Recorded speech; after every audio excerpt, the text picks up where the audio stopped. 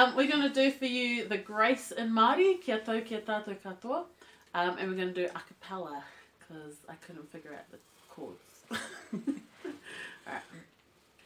Kia tau kia tātou katoa, te ata whai, o tō tātou ariki, aihu karaiti.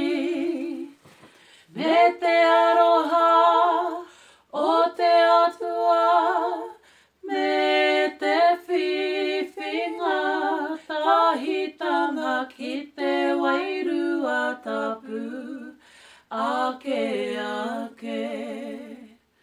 Kia tau kia tātou katoa, te ata whai, o tō tātou ariki, aihu karaiti.